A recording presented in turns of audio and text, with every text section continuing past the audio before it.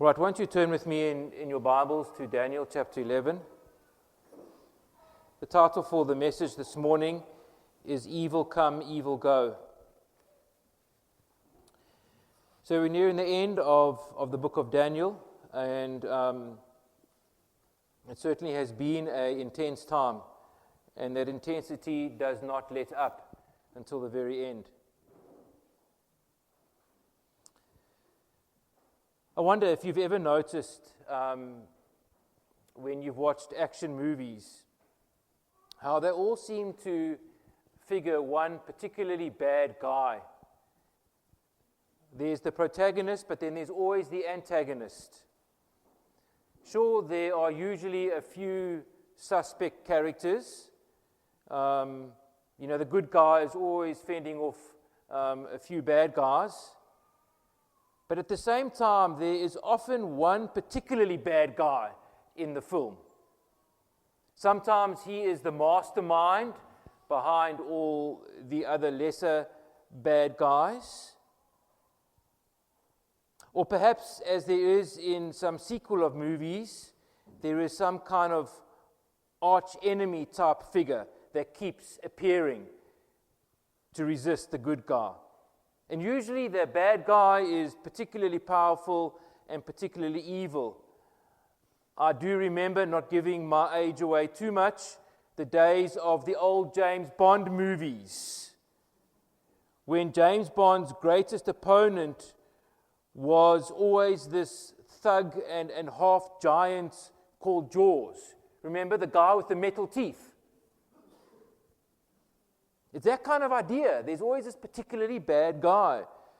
And in the Spider-Man sequels, there's the Green Goblin or Dr. Octopus. Superman had Lex Luthor. Batman had the Joker. And of course, in Star Wars, there's Darth Vader. There's always this bad guy. But what is interesting is that the idea of big bad guys is not just something fictitious.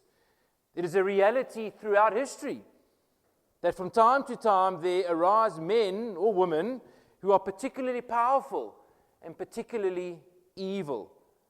And that's exactly the pattern that we see in these visions of Daniel, especially so in our passage today. It is a figure that we've seen before in Daniel's vision, but now the spotlight is focused particularly on him as God seeks to prepare his people then and us today to face the inevitability of times of intense evil and persecution until the Lord returns. So let's read together then Daniel 11. We'll begin by reading verse 21 to 35.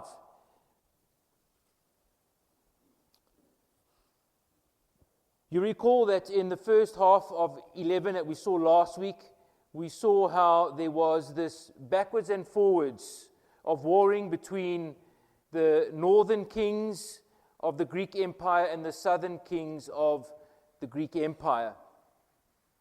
And now the focus zooms in on one particular leader from the northern kingdom. Verse 21. In his place shall arise a contemptible person, to whom royal majesty has not been given.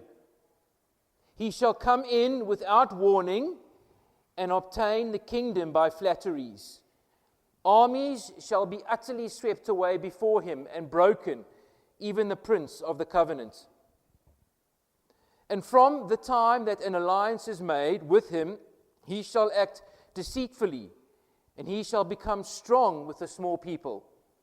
Without warning, he shall come into the richest parts of the province, and he shall do what neither his fathers nor his fathers' fathers have done, scattering among them plunder, spoil, and goods.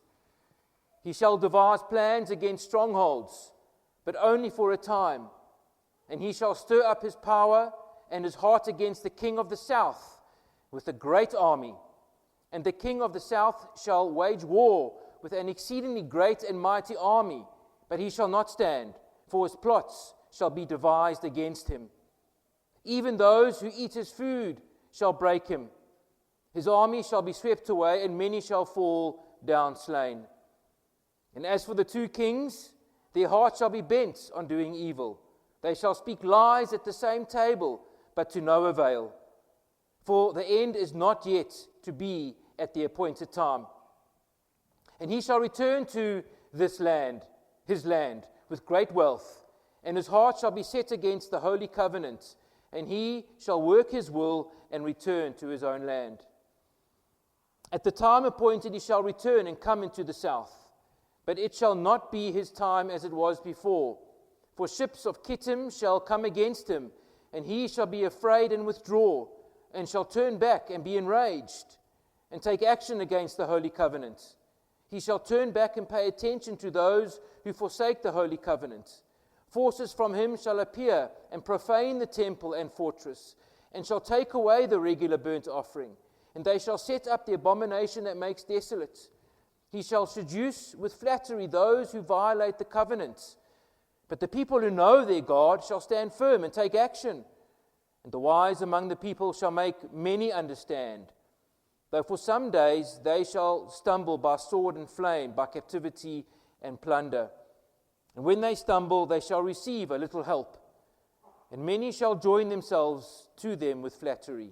And some of the wise shall stumble, so that they may be refined, purified, and made white until the time of the end. For it still awaits the appointed time. So remember, Daniel has this vision of the future, seeing what's going to be happening in the centuries ahead. And we've seen how that covers largely the period of the Babylonian and the Persian and the Greek into the Roman Empire. And the focus here is particularly towards the end of Daniel on this very Greek Empire. And now the focus here in these passages is about one king, as I've said. One king in particular, none other than Antiochus IV, or Antiochus Epiphanes, as he preferred to call himself. Now this is significant, this focus on this particular leader of the northern Greek Empire, of the Seleucids, in the 2nd century. What we're going to do today to appreciate this more is refer back to one or two of the other visions that Daniel has had to see how they tie up and overlap.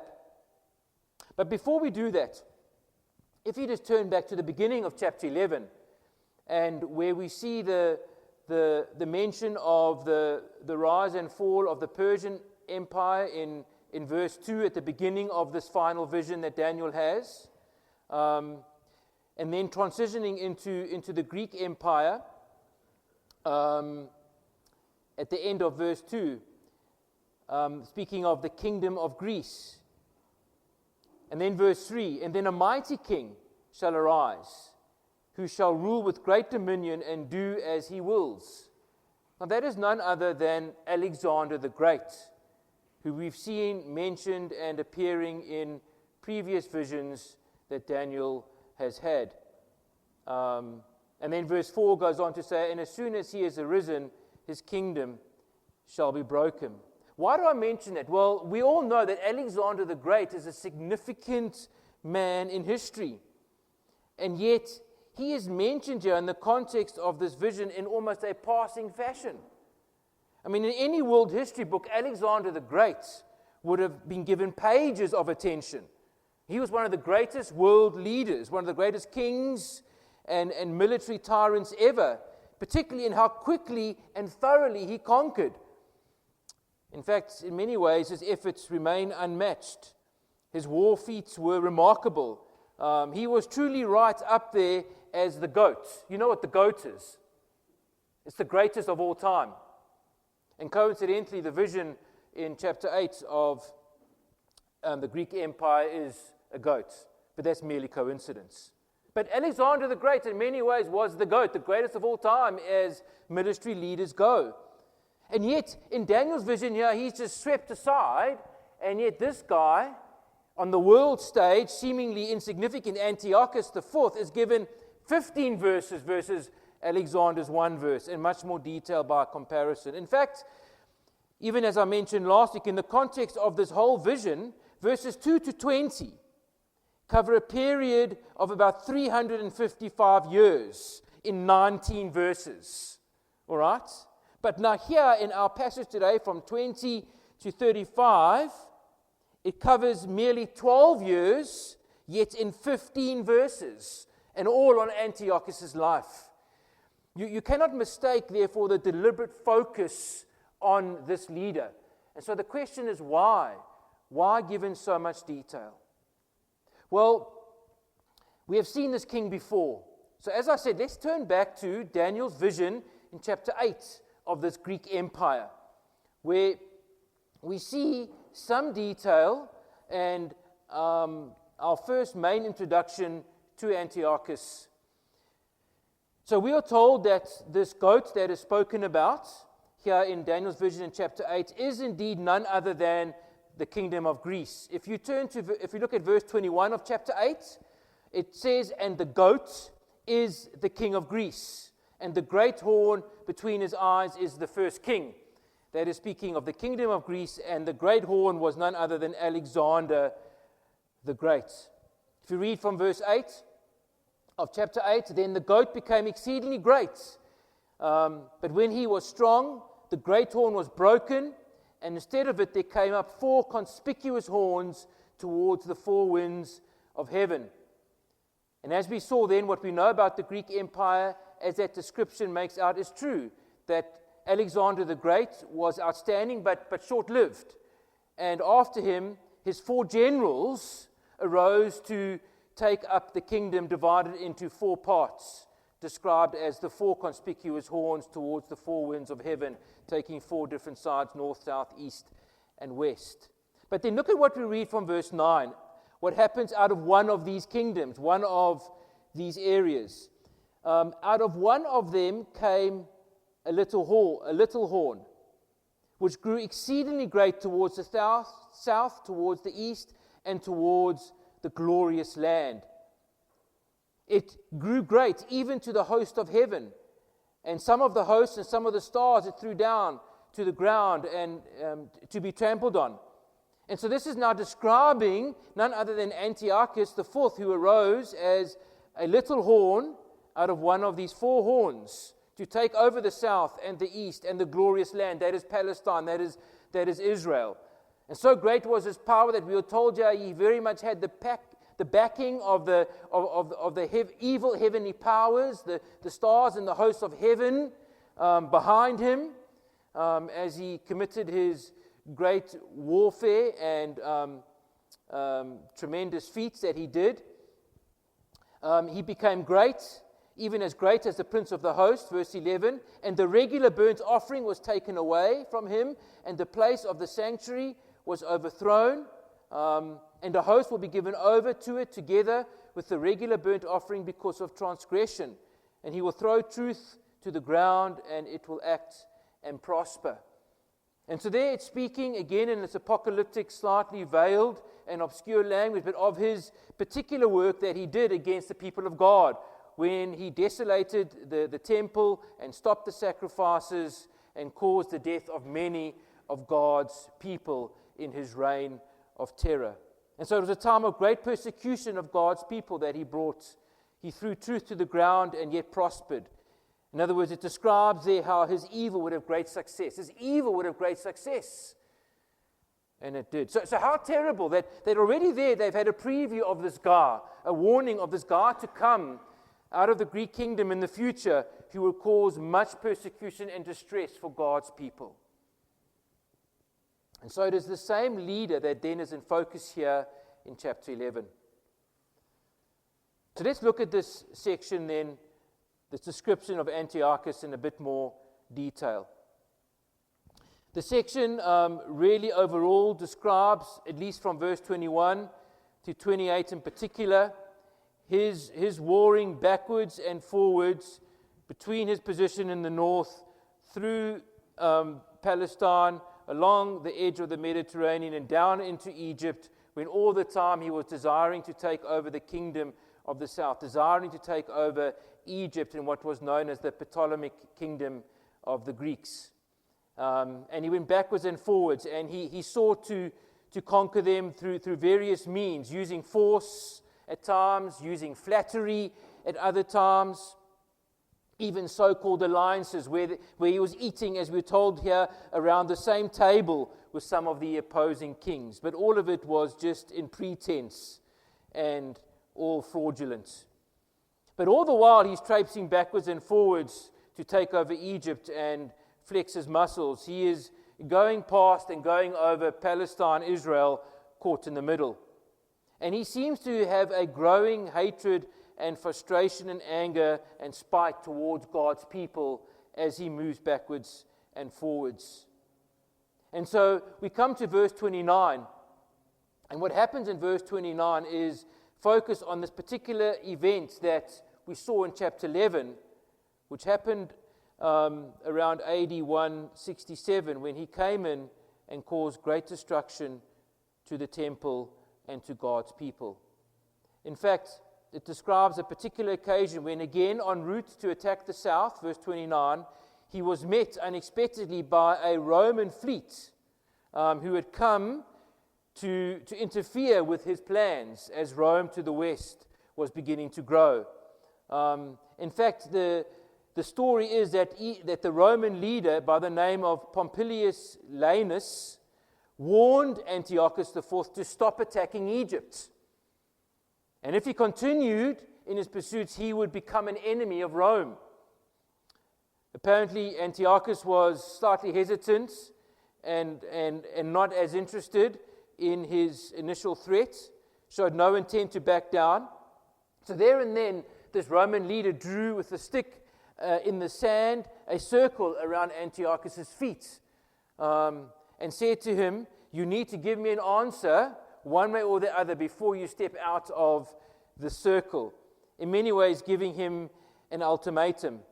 It seemed to be sufficient and intimidating enough that Antiochus did back down, and he said he would not pursue Egypt there and then, and so turned around to go back home. But as he went home, between his tail and his legs, Antiochus was of course furious. No narcissistic, pompous ruler like that takes being talking to like that in a pleasant way. And so this then became the occasion for him to take out all his fury upon the people of Israel that had been building up in him. And so that's what we read from verse 29 onwards.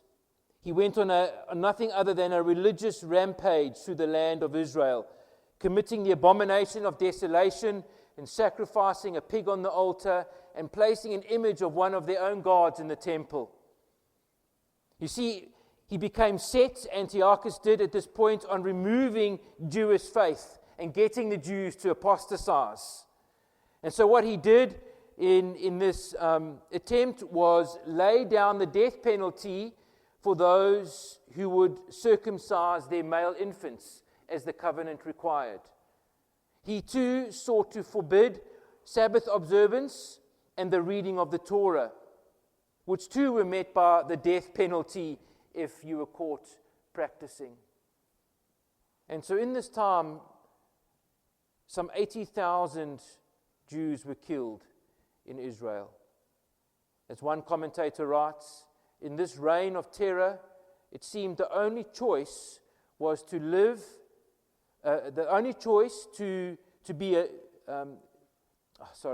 this reign of terror, it seemed that the only choice was to be a live pagan or a dead Israelite. And so we begin to see why the focus here is, in this vision, in the context of the Bible and world history, on Antiochus. It's because God is warning his people of truly terrible times to come, of much worse time to come. He is warning them and us to expect evil to come, and in fact to keep on coming. Because that's what we're going to see this vision begins to morph into from verse 36. But before we see that, we need to see how in one of Daniel's earlier visions, in chapter 7, if you turn there too was already a hint towards greater evil coming even after the reign and terror of the Greek Empire and Antiochus. Daniel chapter 7, Daniel's first vision, this vision of the four beasts, where the kingdom that comes after the Greek kingdom, not least of all for then the Roman kingdom, is described too in ways that are terrifying. That this fourth beast is described as too having a little horn that would arise to bring great destruction and torment. Daniel chapter 7, verse 7. And after this I saw in the night visions, and behold, a fourth beast, terrifying and dreadful and exceedingly strong. It had great iron teeth. It devoured and broke in pieces and stamped what was left with its feet. It was different from all the beasts that were before it, and it had 10 horns. Now this is to come after the Greek Empire. This is to come after Antiochus, this terrible beast. More so, verse 8, I considered the horns, and behold, there came up among them another horn, a little one, just like the little horn of the goat, before which 3 of the first horns were plucked by the roots. And behold, in this horn were eyes like the eyes of man, and a mouth speaking great things or great boasts. And in fact, we are told when that vision, that picture is interpreted for Daniel by the angel later on in chapter 7, the detail of what this was referring to. Look at verse 19 of chapter 7. Then I desired to know the truth about the fourth beast, which was different from all the rest, exceedingly terrifying, with its teeth of iron and claws of bronze, and which devoured and broke in pieces and stamped what was left with its feet, and about the 10 horns which were in its head, and the other horn which came up before, which 3 of them fell, the horn that had eyes and a mouth that spoke great things, and that seemed greater than its companions. And as I looked, this horn made war with the saints and prevailed over them. And so, in other words, this vision of Daniel in chapter 7 looks forward to another leader, like an Antiochus, who's going to come up afterwards with similar destruction and hatred and hostility towards God's people. And certainly, again, we know, at least from history, that those first century Christians following Christ faced under Roman rule this type of, indeed, intense persecution under the reign of emperors such as Titus and Nero. In fact, we know that Titus was the one who desecrated the temple again, doing a similar thing to what Antiochus did in AD 70 when he destroyed the temple and killed many Christians. That happened. And then after Titus came Nero, who was known as one of the cruelest and greatest persecutors of Christians amongst the Roman Empire.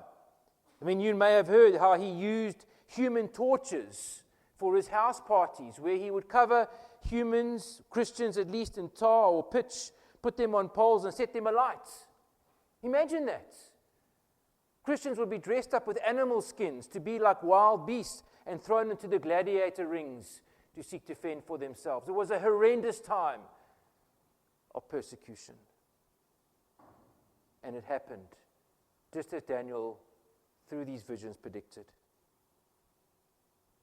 And so, in other words, what God is showing Daniel and his people is that there is this pattern, that there will be this repetition throughout history of particularly evil, particularly boastful, powerful leaders who will arise, but more so who are especially set against God's people, persecuting them and seeking to destroy them. And that's exactly what we see with this parallel between these 2 little horns that come up in these 2 different visions, come up in different or subsequent kingdoms.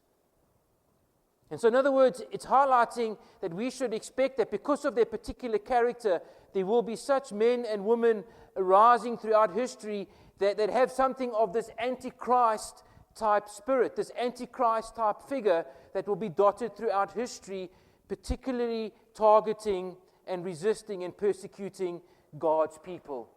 And so that is, as I said, what then the rest of this vision in chapter 11 seems to indicate, as this description of Antiochus up until this point seems to morph into something or someone even greater to come in the future. For not all of the description of this king that continues to be described from verse 36 matches what we know from history about Antiochus. And so it seems to describe someone who is going to come again, even greater and more evil. If we read from verse 36 together. And the king shall do as he wills, and he shall exalt himself and magnify himself above every god, and shall speak astonishing things against the God of gods. But you see, it's the same pattern as we've seen in the little horn, speaking great things and setting himself against God and magnifying himself even above God. He shall prosper till the indignation is accomplished.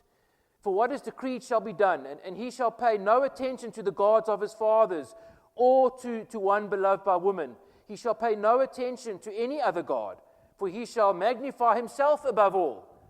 So this is someone who's going to come and see himself as God above all gods. In fact, see himself as God, and having, as we're going to see, only one God, namely the God of fortresses, verse 38, which is in many ways a description of the God of war, or the God of force. And he shall honor the God of fortresses instead of these, a God whom his fathers did not know. He shall honor with gold and silver, with precious stones and costly gifts. He shall deal with the strongest fortresses with the help of a foreign God. And those who acknowledge him he shall load with honor. He shall make them rulers over many and divide the land for a price.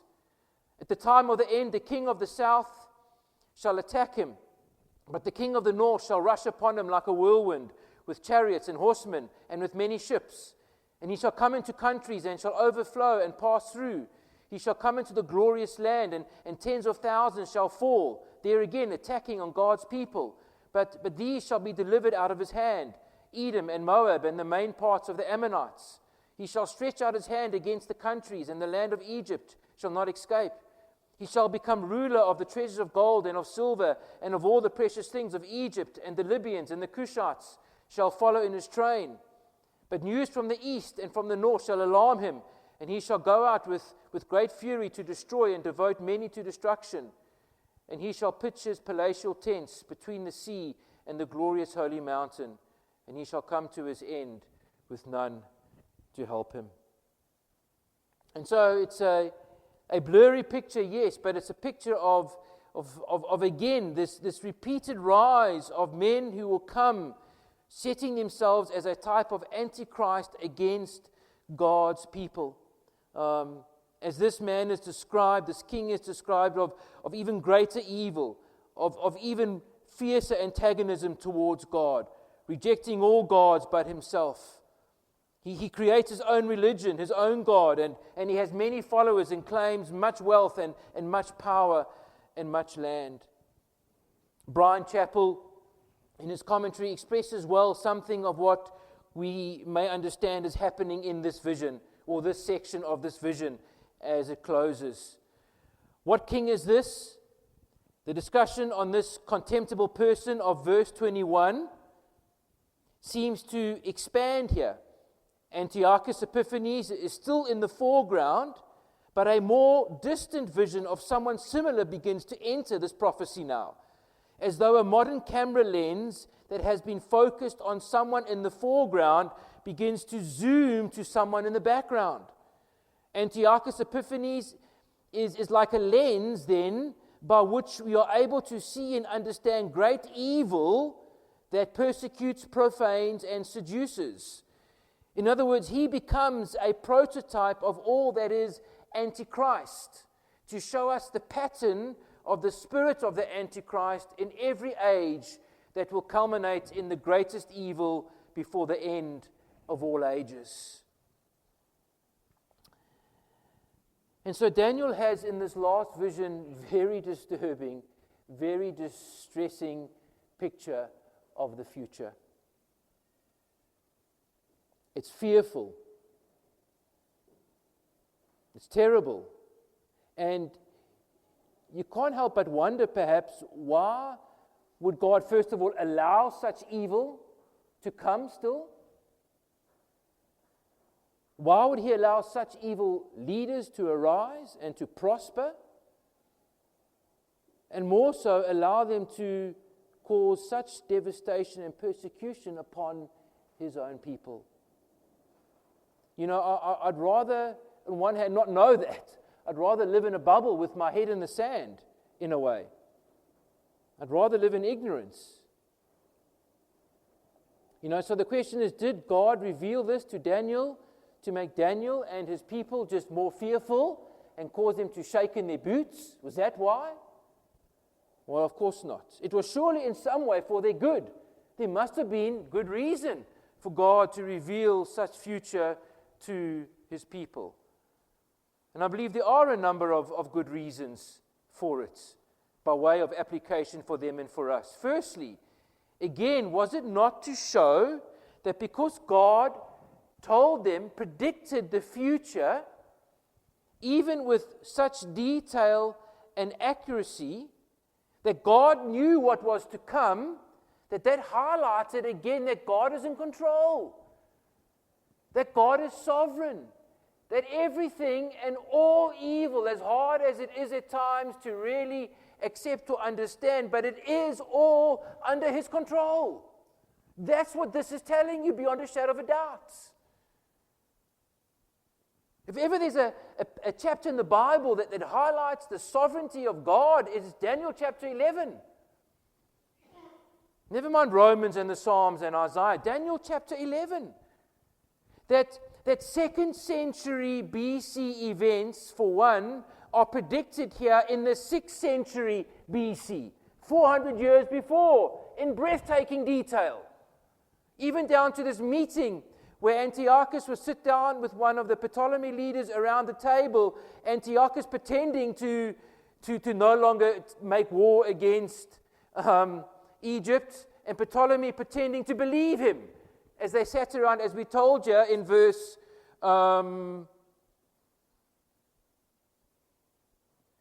even those who eat his food shall his army, and as for the 2 kings, their hearts shall be bent on doing evil. They shall speak lies at the same table, but to no avail. That happened. God is sovereign. And so therefore we can know that while evil will come, it is not random. And nor is it reckless. Even if it appears reckless, it's not. Because God is in control of it. But even the evil that does come is limited. I mean, notice the number of times throughout this vision then that God speaks of, or the vision speaks of the time of the end and an appointed time. Verse 27, they shall speak lies at this table, but to no avail, for the end is yet to be at the time appointed. So all was happening according to God's timetable. Verse 29, at the time appointed, he shall return and come to the south. Verse 35, and some of the wise will stumble, and so that they may be refined and purified until the time of the end. For it still awaits the appointed time. And even at the very end of this vision, where we see even this great evil figure meets his end, and he shall pitch his palatial tents between the sea and the glorious holy mountain, yet he shall come to his end with no one to help him.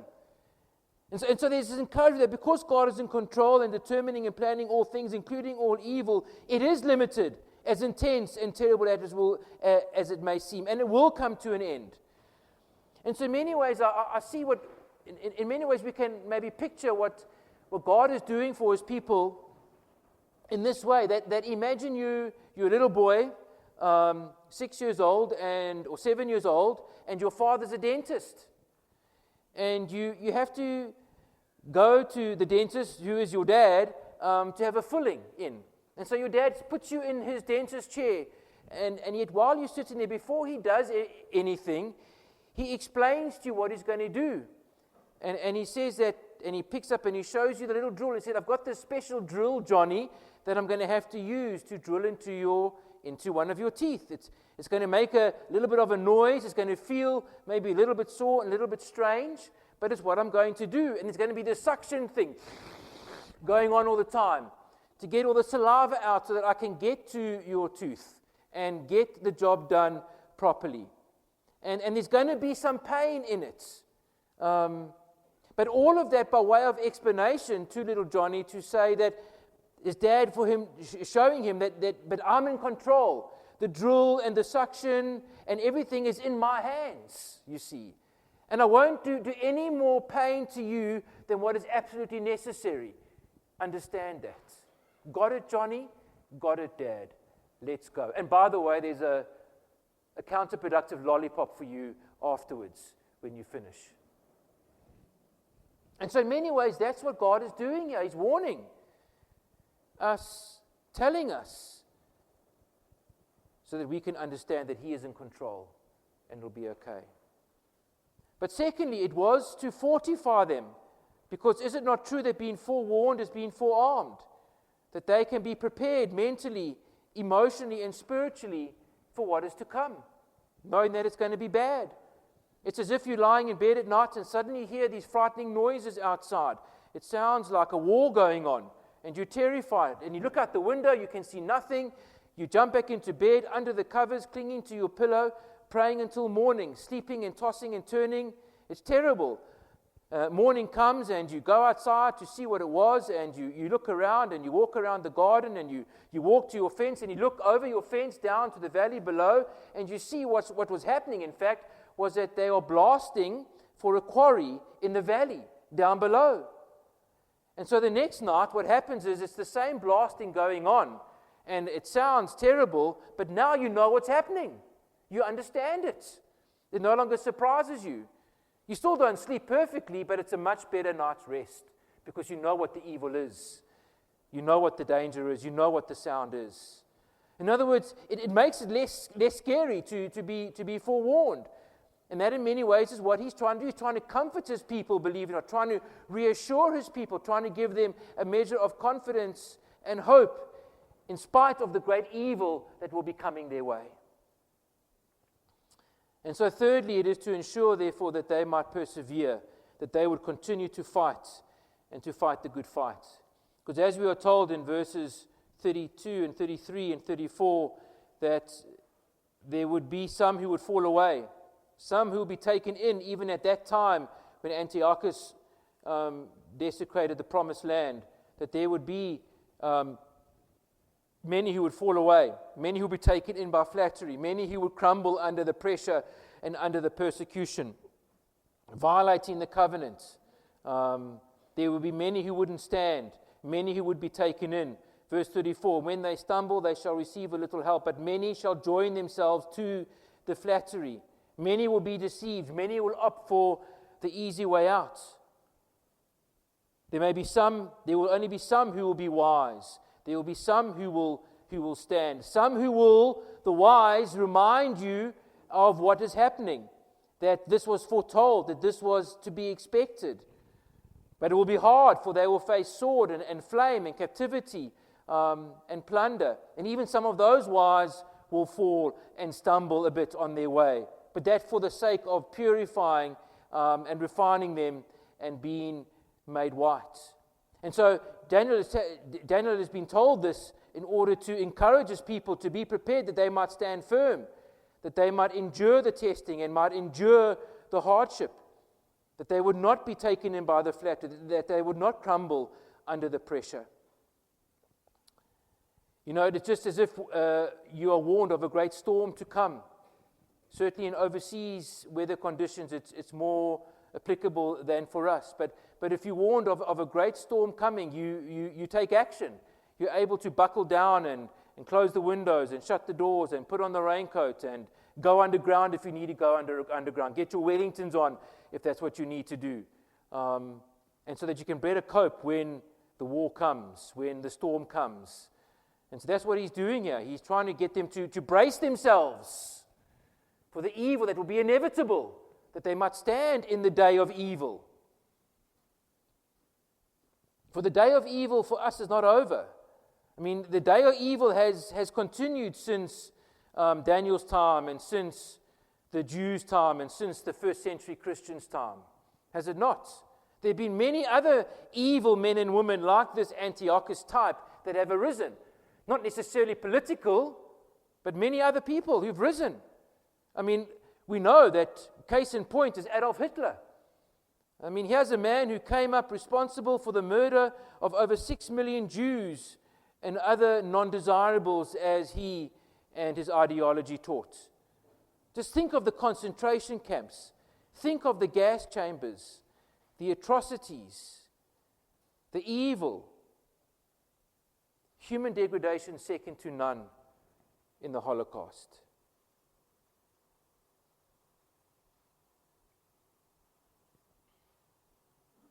And you read the stories of those who endured such conditions.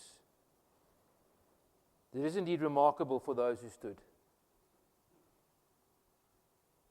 Or these other figures like Margaret Sanger, the founder of the abortion giant Planned Parenthood in America, and a feminist icon. She in many ways is the modern abortion pioneer.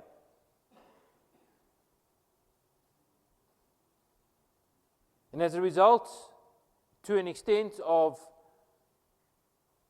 her work and activism, over 65 million murdered unborn children in America since 1973. And there's probably a lot more. If ever there's an Antichrist figure, there's one for you.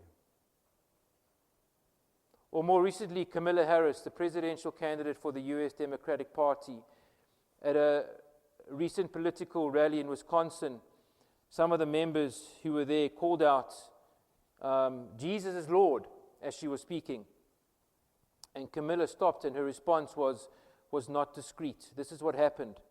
An audience member shouted out, Christ is King, Jesus is Lord. Harris paused to respond and said, oh, you guys are at the wrong rally. And there was a loud cheer and response to it. And she went on to say, no, I think you are meant to go to the smaller one down the street.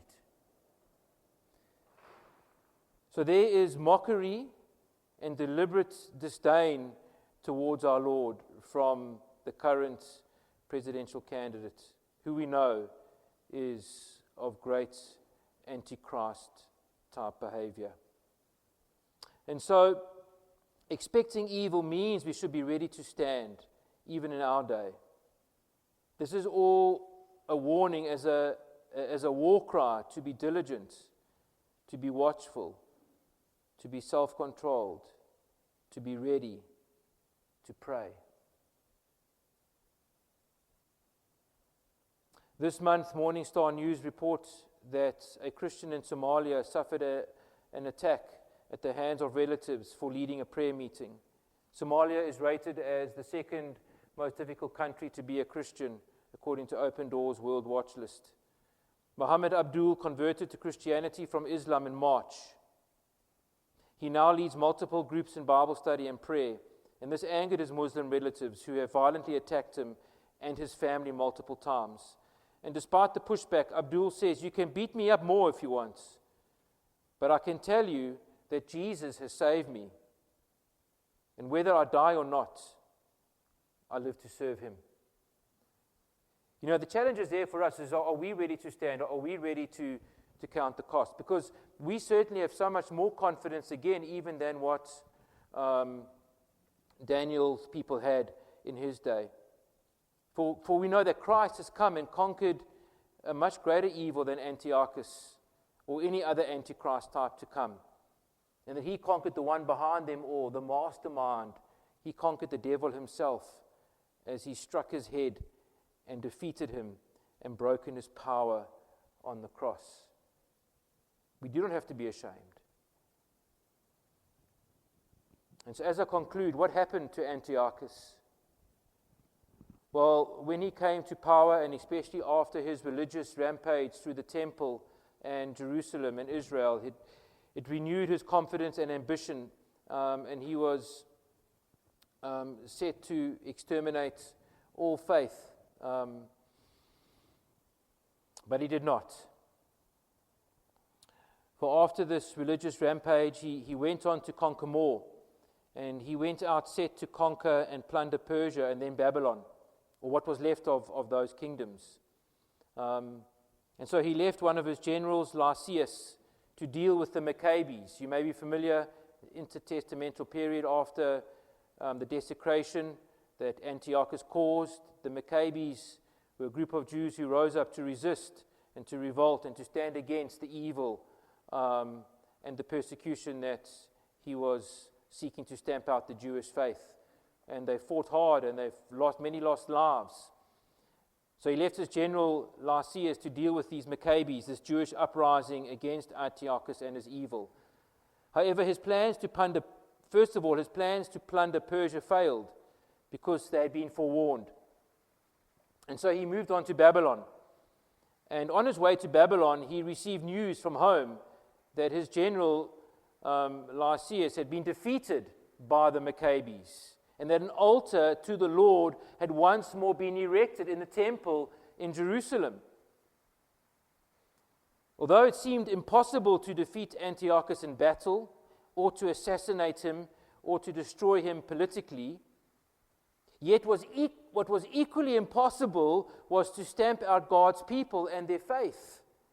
For when this then seemingly invincible man heard this news, he was so distraught and overcome that he became ill with some dreaded sickness and was bedridden and died subsequently in terror and dismay. Yes, it's true, evil will come. But it's equally true that because of the cross, evil will go. Jesus said, "These things I've spoken to you, that in me you may have peace. In the world you will have tribulation, but be of good cheer, for I have overcome the world." Let's pray.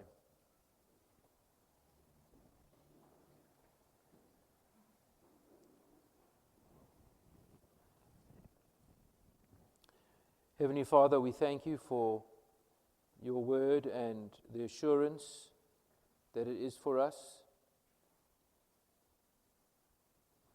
And we thank you that you hold the future in your hands as much as the past and the present. Let us not be naive about the war, even as we've had the curtains pulled back in Daniel to see the spiritual realm and the reality of the spiritual battle that is ongoing behind what we experience on earth. But let us too not be naive about the reality of the evil that we will face. And no matter how small or no matter how big it is, that we need to be prepared to stand, to not succumb to flattery, to be of courage and to be bold, to know who we believe, to know who we serve, to know that Jesus Christ is Lord. Oh God, that we can declare that very phrase, that Jesus Christ is Lord, whenever we need to. That we would stand for the truth, that we would count the cost, that we would live this Christian life. Forgive us, O God, for our clear complacency, our clear lack of earnestness, our clear succumbing to worldliness, our clear willingness to move with the world instead of against the world. O God, forgive us. Forgive us for not standing up for you amongst family and friends and work. Forgive us for not being clear about your word and your promises. Forgive us for being ashamed of the gospel. Won't you encourage us to be wise? Won't you encourage us to be strong? May we not be like those who succumb. May we not be of those who fall away. May we not be of those who shrink back, but of those who press on. So gird us, arm us, fill us, O God, to be ready as we read your word, as we are on our knees praying, as we encourage one another, reminding one another, O God. The end is near. The days are evil, as your word said. Therefore, be self-controlled, be watchful, be alert. Oh, may we not be caught sleeping. May we not be caught like those in the night, drunk and in stupor. but of those of the day, armed and ready, fighting the good fight of faith, O God, for you and for your kingdom until Jesus returns. In his name we pray. Amen.